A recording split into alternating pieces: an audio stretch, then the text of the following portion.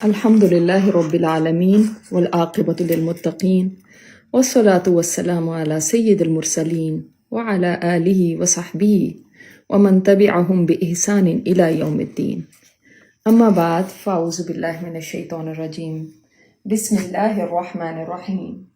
رب اشرح لي صدري ويسر لي أمري واحلل عقدة من لساني يفقه قولي. رب زدنا علما. اللهم فقهنا في الدين. اللهم إنا نسألك علما نافعا وعملا متقبلا ورزقا طيبا. اللهم انفعنا بما علمتنا وعلمنا ما ينفعنا وزدنا علما. آمین یا رب العالمین. آج ہم آغاز کرتے ہیں سورت لقمان کی. سورت لقمان، اس کا نام اسی سورت میں لقمان حکیم کے ذکر سے آتا ہے جو انہوں نے اپنے بیٹے کو نصیحتیں کی تھیں.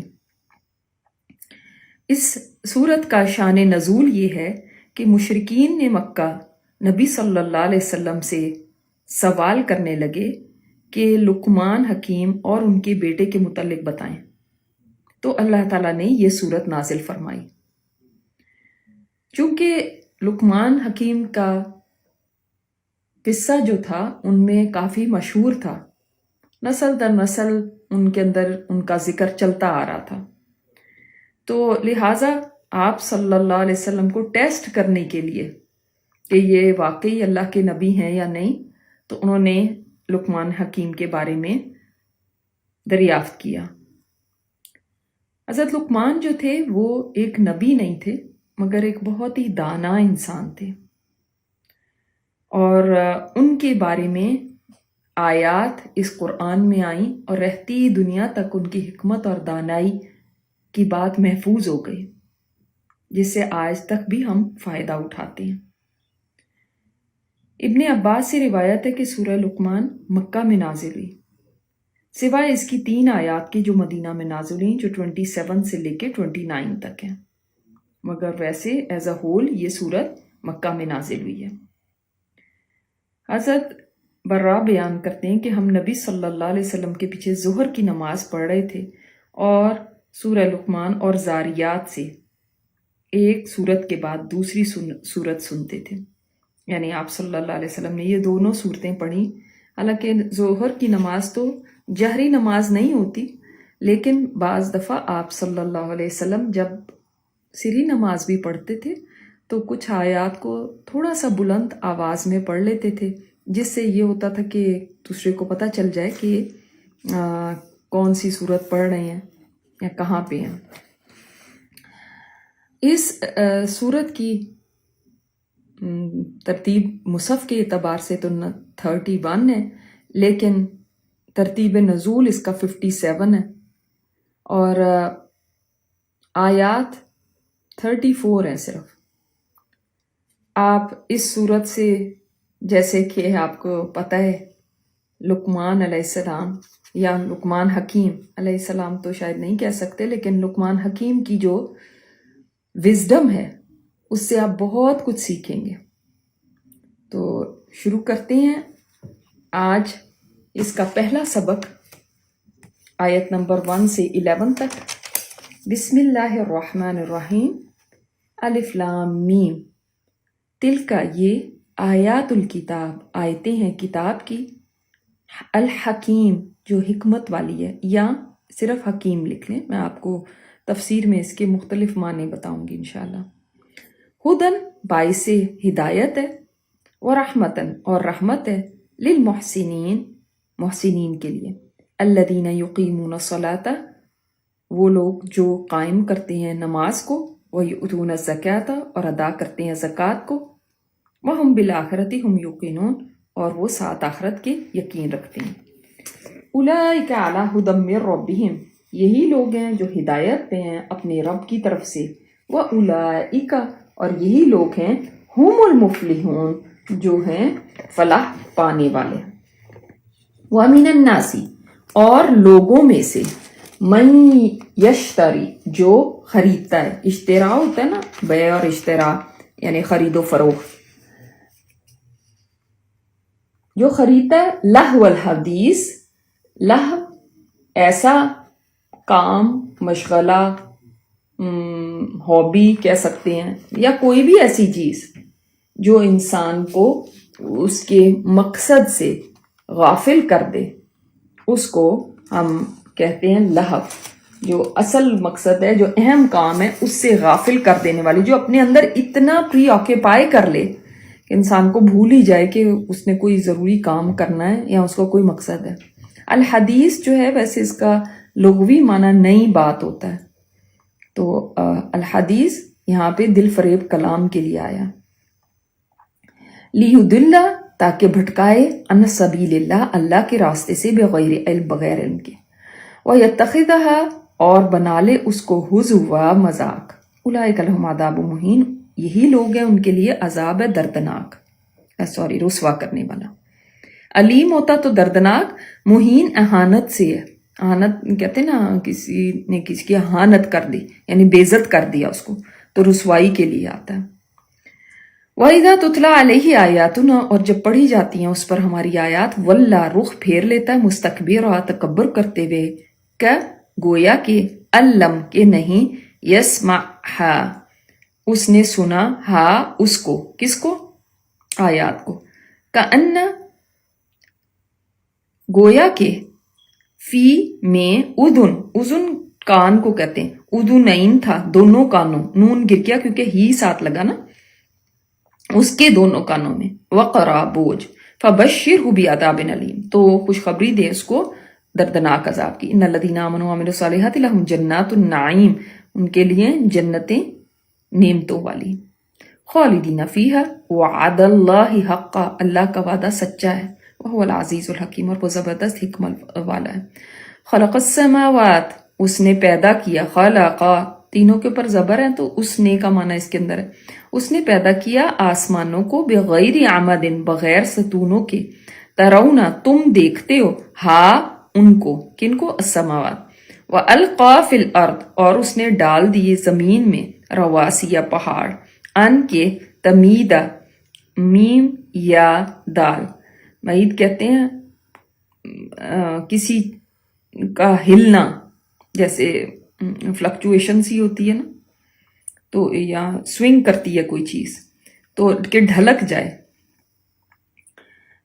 ڈھلک جائے گی، بکم ساتھ تمہارے، وَبَثَّ اور پھیلا دیے، فیہا اس میں، من کل دابت ہر قسم کے جاندار، وَأَنزَلْنَا مِنَ السَّمَاء اور نازل کیا ہم نے آسمان سے، ماءً پانی، فَأَنبَتْنَا پھر اگائے ہم نے، فیہا اس میں، من کل زوجن ہر قسم میں سے، یعنی جوڑے سے مطلب یہ کہ ہر قسم میں سے، ٹھیک ہے، جوڑا ضروری نہیں ہوتا، فیمیل اور میل کا ہی وہ ایک جوڑے کرتے ہیں، جیسے ایک جوتا دوسرے جوتے کا بھی جوڑا ہے، تو ہر قسم میں سے یہاں پہ مراد ہے، کریم عمدہ۔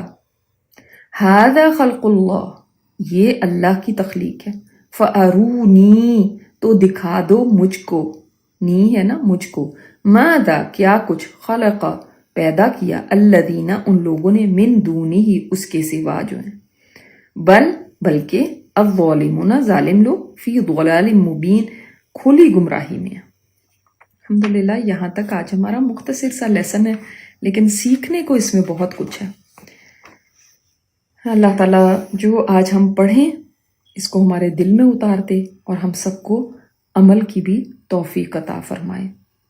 بسم اللہ الرحمن الرحیم، الف لام میم حروف مقطعات جن کو بروکن لیٹرز کہتے ہیں،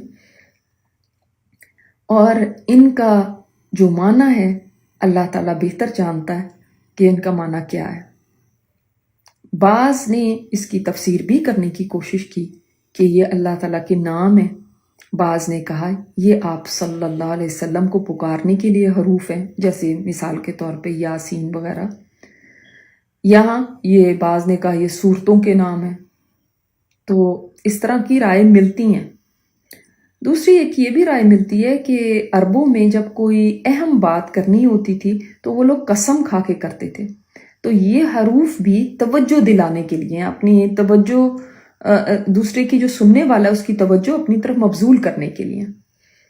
تیسری اس کے اندر یہ بھی کہا جاتا ہے کہ یہ قرآن کے معجزے کو ظاہر کرتے ہیں کہ یہ جو حروف ہے نا یہ ایک چیلنج ہے دنیا کے لیے کہ آپ بھی انہی حروف کے ساتھ کلام کرتے ہیں، تو ایسا ہی کوئی کلام آپ لا کے دکھا دیں جس میں اتنی گہرائی ہو، اتنی حکمت ہو، اتنا کمپریہنسو ہو، اور اس کے ساتھ ساتھ انسان کے مسائل کو ایڈریس کرنے والا ہو۔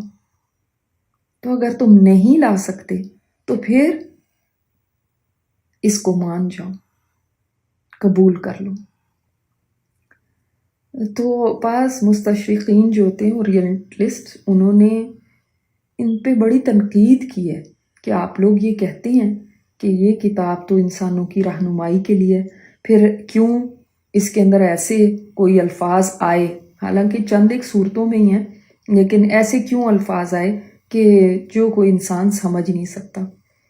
تو اب مسلمانوں کا یہ کام ہے کہ وہ آگے بڑھ کے اس کا جواب دیں، لیکن آج مسلمانوں کے پاس فرصت نہیں ہے۔ ان کی کتابیں تو امیزون پہ بھی اور لائبریریوں میں بھی بھری پڑی ہیں، جس میں اس بات کے اوپر انہوں نے پوری کتابیں لکھ ڈالی، لیکن ہمارے پاس جواب دینے کی فرصت نہیں، اس طرف دھیان ہی نہیں۔ بلکہ تو یہ الفاظ جتنے بھی قرآن میں آتے ہیں یہ بھی ایک چیلنج ہے، یا ایک اپنی طرف توجہ دلانے کے لیے یہ الفاظ کہے گئے ہیں۔ عرب تو اپنی زبان کے اوپر اتنا غرور کرتے تھے کہ وہ دوسروں کو عجمی کہتے تھے، گونگے کہتے تھے، لیکن ان میں سے بھی کوئی کھڑا ہو کے ان الفاظ کے اوپر کوئی تنقید آپ کو ایسی ملتی نہیں ہے۔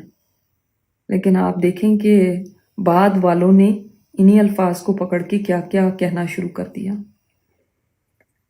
تلک آیات الکتاب الحکیم، یہ آیات اصل میں تلکا کا معنی ہے وہ آپ دیکھیں نا، وہ آپ کہتے ہیں دیٹ، جو دور کی چیز کے لیے اشارے کے لیے تلکا آتا ہے، اسم اشارہ بعید ہے۔ قریب کے لیے تو حاذا آتا ہے نا، تو یہ تلکا یا ذالکا جو ہے، ذالکا مذکر اور تلکا مؤنث ہے، کیونکہ آگے آیات کی بات آ رہی نا۔ جب کتاب کی بات آئی تو ذالک الکتاب آیا، اور جب آیات کی بات آئی تو تلک آیات آیا، تو مؤنث، کیونکہ آیات مؤنث ہیں تو تلک مؤنث آیا۔ تو یہ تو دور کی چیز کے لیے اشارہ، پھر اس کو یہاں کیوں لایا گیا؟ یہ آیات تو ہمارے سامنے ہیں۔ تو اس کا ایک تو وجہ یہ ہے کہ چونکہ لقمان حکیم کے بارے میں لوگوں نے سوال کیا تھا اور ان کا قصہ آگے آ رہا ہے، تو وہ آیات جو جن کے بارے میں سوال کیا گیا وہ آ رہی ہیں، یعنی وہ آیات جو ہیں وہ اس کتاب حکیم کی آیات ہیں، ٹھیک ہے۔ دوسرا، اسم اشارہ بعید تب بھی لایا جاتا ہے جب کسی چیز کی تعظیم ظاہر کرنی ہو، بہت رسپیکٹ، بہت آنر، تو یہ وہ آیات ہیں۔ یہ تو تب بھی آنر کے لیے یہ اسم اشارہ بعید لایا جاتا ہے۔ اور آیات نشانی کو کہتے ہیں، آیات ہیں جو قرآن کی بھی آیات ہیں، اور میں نے آپ کو بتایا اس کائنات میں بھی آیات بھری پڑی ہیں جو اللہ تعالیٰ کی نشانی کی ہیں، مگر یہ آیات کتاب حکیم کی ہیں، ایسی کتاب کی جس کی صفت کیا ہے کہ یہ حکمت والی ہے، تو اس کا مطلب یہ آیات بھی حکمت والی ہیں۔ یاد رکھیں گے اس بات کو، حکمت والی آیات اب پڑھنے جا رہے ہیں۔ اگر آپ کو حکمت نہ سمجھ آئی تو پھر آپ کیا کریں گے؟ کوسچن کریں گے کہ کیوں یہ ایسے کیوں ہے، یہ کیوں ہے، نہیں یہ تو ایسا نہیں ہوتا، نہیں تو یہ تو نہیں ہو سکتا۔ یہ نہیں، ابھی سے ذہن میں بٹھا لیجئے کہ آگے جو آپ پڑھنے کے لیے جا رہے ہیں اس میں بڑی حکمت ہے۔ اب حکمت مجھے سمجھ آئے یا نہ آئے، یہی تو ہمارا ایمان ہے کہ مجھے نہیں بھی سمجھ آئے تو بھی کوئی فرق نہیں پڑتا اس سے، کیونکہ اللہ تعالیٰ نے فرما دیا کہ حکمت والی آیات ہے، ٹھیک ہے۔ اور الکتاب الحکیم کی آیات ہیں۔ ویسے بھی اسم اشارہ بعید یہ بھی ریزن ہو سکتا ہے کہ کتاب جو ہے وہ کہاں پہ ہے؟ لوح محفوظ میں. تو وہ آیات جو اس کتاب حکیم کی ہیں یہ بھی مراد ہو سکتا ہے. اور اس کتاب کی ایک الحکیم کا معنی جو حکمت میں نے آپ کو بتایا، اس کے علاوہ اور بھی معنی ہوتے ہیں حکیم کے. ایک معنی حکم والا بھی ہے، یعنی فیصلہ کرنے کی طاقت جس میں ہو. یہ وہ کتاب ہے جس میں فیصلہ کرنے کی طاقت ہے، ججمنٹ دینے کی طاقت ہے، اور محکم ہے، سٹیبل ہے. دیکھیں کئی چیزیں ہوتی ہیں وہ کہتے ہیں یہ سٹرونگ ہے، اس میں کوئی چینج نہیں آ سکتی، محکم، سٹیبل. ٹھیک ہے، تو یہ 3 معنی آپ کو سمجھ آئے کہ یہ کتاب کیسی ہے. نمبر 1 حکمت والی ہے، اور پوری کتاب حکمت والی ہے. تو یہ آیات بھی اسی کتاب کی ہیں. نمبر 2 حکم والی ہے، یعنی فیصلہ کرنے کی طاقت. اور نمبر 3 محکم ہے، سٹرونگ ہے، اپنی جگہ پہ سٹیبل ہے. تو اس کا مطلب جو قرآن کو یعنی اس کتاب کو اپنا لیتا ہے اس میں بھی یہ 3 چیزیں آ جاتی ہیں. ہم اس کتاب کا ادب تو کرتے ہیں مگر اس کے ساتھ وقت نہیں لگاتے. تو جو اس کو وقت دے گا اس میں حکمت بھی آ جائے گی، اس میں فیصلہ کرنے کی طاقت بھی آ جائے گی، وہ مضبوط بھی ہو جائے گا. جب وہ بات کرے گا اس کی بات مضبوط ہوگی. ٹھیک ہے، تو آپ دیکھتے ہیں کہ یہ قرآن جو ہے یہ تو جب اس میں ایسی حکمت ہے کہ جب آپ کو کوئی مشکل پڑتی ہے تو آپ کو لگتا ہے کہ میرے مسئلے کا حل آج کی آیتوں میں ہی آ گیا. یہ کیسے ہوا؟ اس کی اتنی حکمت ہے، یہ ہر ایک کو ڈیل کرتا ہے، ہر ایک کے مسئلے کو. اتنی وزڈم ہے. آپ سمجھ لیں کہ جب آپ کو قرآن مل جاتا ہے تو آپ کو ایک بیسٹ فرینڈ مل جاتا ہے جو آپ کی پریشانی کے وقت پہچان لیتا ہے آپ کو کہ آپ کس بات سے پریشان ہیں، پھر وہ آپ کی تھیراپی کرتا ہے، آپ کو پرسکون کر دیتا ہے. تو ہم نے اس کے ساتھ وقت لگانا ہے. ہم اس کو وقت دیں گے تو یہ ہمارا فرینڈ بنے گا، گہرا دوست بن جائے گا، اور حکمت والا دوست جس کی بات فیصلہ کن ہوگی اور ایسی بات ہوگی جس میں حکمت ہوگی.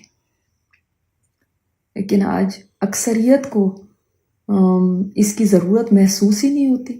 وہ سوچتے ہیں کہ یہ تو ایسے ہی ہے، بس کوئی ضرورت نہیں ہے اس کو پڑھنے کی. تو حالانکہ جب اس کے قریب آ کے دیکھیں گے نا تو یہ وہ باتیں آپ کو سکھا دے گا جو شاید کبھی کسی کہ ماں باپ نے یا اسکول کالج نے بھی نہیں سکھائی. اور آپ اس بات سے ایگری کریں گے میرے ساتھ کہ بغیر قرآن کی زندگی کیا تھی اور اب کیا ہے. جب آپ اتنے پارے پڑھ لیتے ہیں یا جو دوسری تیسری دفعہ آپ کورس کر رہے ہیں تو پہلے کی زندگی اور اب میں کتنا فرق ہے. اور آپ دیکھ لیں کہ میں جو بھی لوگ آتے ہیں پڑھنے کے لیے ان کو کہتی ہوں کہ آپ شروع میں ہی ابھی لکھ لیں اپنے پاس اپنی زندگی کیسی گزر رہی ہے، اور جب قرآن کریم کا مطالعہ کر لیں گے، اس کا علم آ جائے گا نا، پھر بھی دیکھیے گا کہ کیسی ہے. آپ کو بہت فرق لگے گا. ابھی ایک کاغذ پہ لکھ کے اس کو ایک طرف رکھ دیں، جب کورس ختم ہوگا تب اس کاغذ کو نکالیے گا اور دیکھیے گا کتنا فرق آیا. کیسے آپ کی گرومنگ کرتا ہے، گرومنگ کے لیے لوگ کلاسز لیتے ہیں، کیسے آپ کو ڈھال دیتا ہے، کیسے آپ کو ایک نئی پرسنالٹی بنا دیتا ہے، ایک خوبصورت پرسنالٹی. کنفیوژنز نکل جاتی ہیں، شکوک و شبہات، اور کس طرح نیکی کے لیے جذبہ پیدا ہو جاتا ہے، کس طرح انسان بھاگنے لگتا ہے نیکیوں کے لیے، اور کیسے گناہوں سے نفرت آہستہ آہستہ ہونے لگتی ہے، پرائرٹیز چینج ہونے لگتی ہیں، وقت کا احساس ہو جاتا ہے، کتنا کچھ بدل جاتا ہے جو پہلے کچھ بھی ایسا نہیں تھا.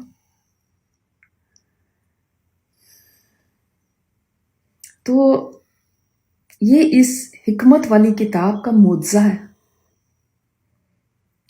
اب یہ کیا ہے اور اس کی کیا صفات ہیں، اس کتاب کی عظمت کا ذکر ہے. میں نے آپ کو پہلے بھی بتایا تھا کہ آپ دیکھیں گے اکثر کہ حروف مقطعات کے بعد قرآن کریم کی عظمت کا ذکر آتا ہے یا اس کی تنزیل کا ذکر آتا ہے.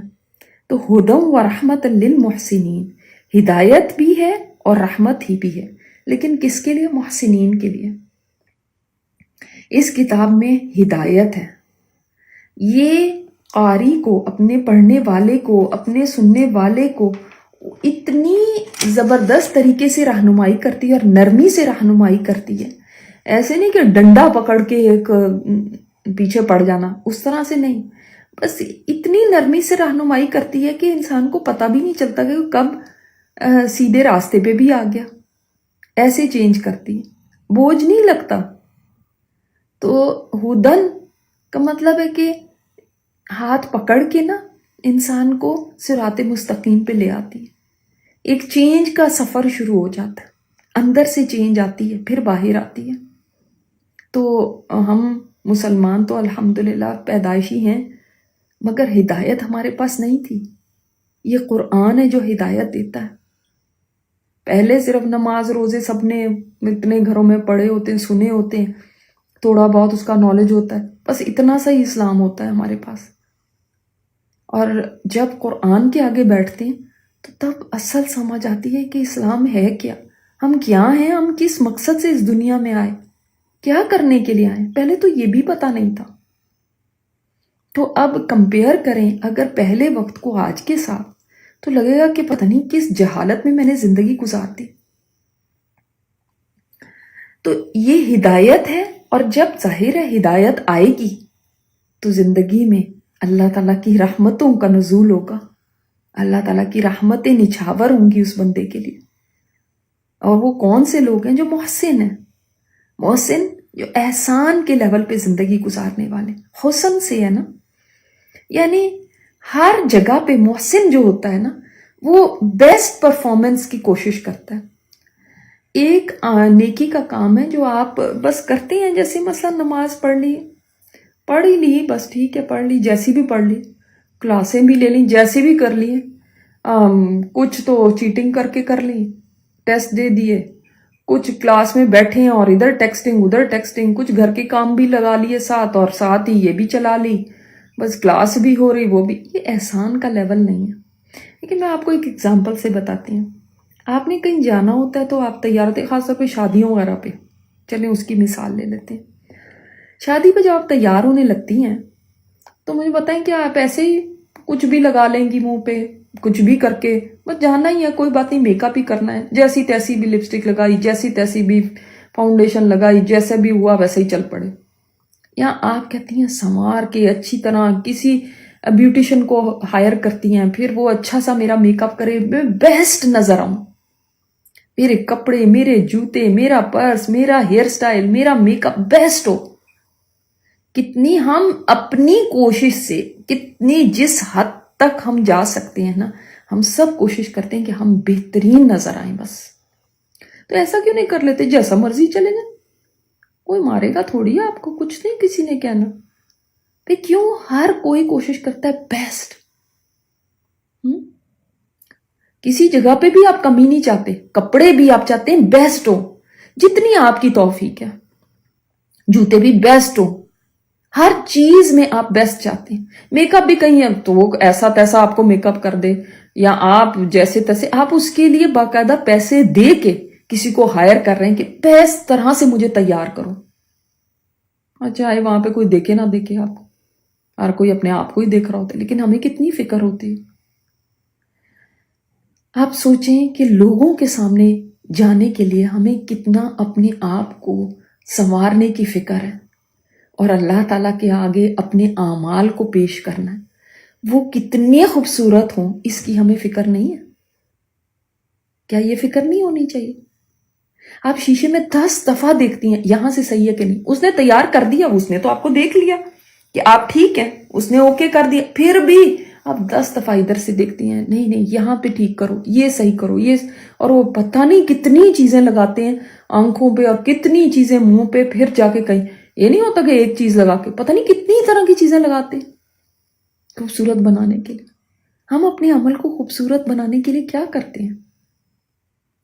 کتنی اس کے لیے کوشش کرتے ہیں، ہم نے کتنی محنت کی اس کے لیے، یا محنت کی ہی نہیں، بس نیکی جو کر لی بہت بڑی بات، تو تیار ہی ہونا تھا، کچھ بھی پہن لیتے آپ، چلے جاتے ایسے نہیں، آپ 10 طرح کے اپنے سوٹ نکالتی ہیں جو آپ بیسٹ پہن سکتی ہیں وہ پہنتی ہیں۔ ایسا کیوں نہیں ہوتا کہ ہم اپنے عمل کو بھی ایسا سنوار کے کریں؟ مارے باندھے کے کیوں کرتے ہیں؟ مجبوریوں والے کیوں کرتے ہیں؟ ایسے کیوں کرتے ہیں کہ جیسا تیسا بھی ہو جائے؟ محسن کا عمل وہ ہوتا ہے کہ جو میری کیپیسٹی ہے نا، جتنی میری ہمت ہے، جتنی میری طاقت ہے، جتنا بھی میں بیسٹ طریقے سے کر سکتی ہوں اس کو کروں۔ لیکن کہیں پہ بھی دیکھ لیں، ہمیں کوئی مثلا دین کے کام کی کوئی جاب دے دی جائے، وہ ہم کیسے کرتے ہیں؟ کیا اسی طرح جیسے کہ میں تیار ہوتی ہوں کسی شادی کے لیے؟ خود سوچیں۔ اور وہ ایک دن کی محنت نہیں ہوتی، اس کے پیچھے کتنے دنوں کی محنت ہوتی ہے۔ وہ کپڑے بنانے کے لیے کتنے بازاروں پہ آپ گھومے ہوتے ہیں، وہ میک اپ کرانے کے لیے کتنے آپ نے بیوٹیشنز کا دیکھا ہوتا ہے میک اپ، پھر جا کے آپ کہیں سلیکٹ کرتے ہیں کسی کو۔ لیکن جو عمل ہے اس کی بھی ایک بیوٹی ہوتی ہے۔ عمل بھی ہر طرح کا ہو سکتا ہے، ایک ایوریج بھی ہو سکتا ہے، ایک بلو ایوریج بھی ہے، ایک ابو ایوریج ہے۔ اس کی خوبصورتی کو کبھی سوچا کہ وہ اس کی بھی ایک خوبصورتی ہوتی ہے؟ میرے پاس ایک جاب آ جائے، ایک کام آ جائے دین کی حوالے سے، مثال کے طور پہ آپ کو کوئی کام کرنے کو کہہ دیا جائے، آپ کلاس میں بیٹھے ہوئے، آپ کو کوئی کلاس کا ہی کام دے دیا جائے، آپ ایک جی پی ایل ہے مثلاً، آپ نے کوئی لوگوں کے سبق سننے ہیں، اب اس کے اندر آپ کی کتنی ڈیڈیکیشن ہے، آپ کتنا یہ سوچتی ہیں کہ یہ کام میرا اللہ کی خاطر ہے، اس کو بیسٹ ہونا چاہیے، میرا یہ کام جب اللہ تعالیٰ کے آگے پیش ہو تو اتنا خوبصورت ہو کہ میرا رب خوش ہو جائے مجھ سے۔ ایسے کام ہوتے ہیں یا کوئی بھی کام ایسا نہیں؟ جب ہم سب دنیا کے کام کرنے لگتے ہیں تو ہم بیسٹ چاہتے ہیں، لیکن جو کام اللہ تعالیٰ کے آگے پیش کرنے وہ جیسے تیسے کے کام ہو، یہ محسنین کا طریقہ نہیں ہے۔ محسن بننے کے لیے اپنی آپ ایفرٹ پوری لگا دیں، اپنی آپ طاقت پوری لگا دیں، جتنا آپ کے اندر کیپیسٹی ہے وہ کر جائیں، تب بھیا آپ محسن بن سکتے ہیں۔ اور محسن وہ ہوتا ہے جس کی نیکی صرف اپنے تک نہیں رہتی، اوروں تک بھی جاتی ہے۔ سمجھ لیں حقوق اللہ اور حقوق العباد دونوں کو بیسٹ طریقے سے ادا کرنے والا وہ محسن ہوتا ہے۔ یہ نہیں کہ آپ سے کبھی غلطی نہیں ہوگی، یا کبھی آپ سست نہیں پڑیں گے، یا کبھی آپ کو شیطان پیچھے نہیں کرے گا، ہوتا ہے، لیکن یہ اوور آل نہیں ہونا چاہیے۔ کبھی کھو گیا، ظاہر ہم انسان ہیں، کبھی ہم سے کم درجے کا بھی کام ہوتا ہے، کبھی ہمارا اتنا زیادہ طاقت نہیں بھی ہوتی، سستی آ جاتی ہے، لیکن وہ کبھی کی بات ہو، ایسے نہیں کہ ہمیشہ ہی ایسے ہو، ہر دن ہی ایسے ہو، کبھی اس طرف توجہ ہی نہ ہو۔ تو اس کی کوشش کرنی ہے کہ میں محسن بن جاؤں۔ جب بھی آپ نیکی کا کام کرنے لگے نا، ایک دفعہ ذہن میں یہ دہرا لیا کریں کہ جس چیز کو کام کو بھی آپ کہتی ہیں نا یہ میں اللہ کی خاطر کر رہی ہوں، یہ میری نیکی ہے۔ آپ سوچ لیں کون کون سے کام ہیں، آپ کو کہیں ڈیوٹی دی گئی، آپ کو کسی کا انچارج بنایا گیا، آپ کو یہ پڑھائی کر رہی ہیں، آپ کہہ رہی ہیں کہ میں اللہ کی خاطر کر رہی ہوں، آپ نماز کے لیے کھڑی ہو رہی ہیں، آپ کسی کی ہیلپ کر رہی ہیں، آپ جو بھی جس کو بھی آپ نیکی کہتے ہیں، انسانوں کے ساتھ ہے یا عبادات میں ہے، کسی طرح سے بھی، کسی پہلو سے بھی، اس میں کوشش کیجیے کہ میں اپنی بیسٹ پرفارمنس کے ساتھ اس کو کروں، کیونکہ یہ میں اس کے ساتھ نہیں نیکی کر رہی، یہ میری نیکی میرے لیے ہے کہ قیامت کے دن اللہ تعالیٰ کے آگے یہ پیش ہوگی اور اللہ تعالیٰ دیکھ کے اس کو خوش ہو جائے۔ یہ ذہن میں ایک دفعہ دہرا لیں، تب آپ دیکھیں گے وہ کام آپ کا خود بخود خوبصورت ہو جائے گا۔ آپ دیکھیں گے کہ خود بخود آپ کی ایفرٹ زیادہ ہو جائے گی۔ جب ونس آپ نے یہ ٹھان لی کہ یہ میں نے اللہ تعالیٰ کے آگے پیش کرنا ہے، یہ میرا عمل اس دن کھل کے سب کے سامنے آئے گا، مخلوق بھی دیکھے گی اور رب بھی دیکھے گا، تو میرا محسن والا کام ہو،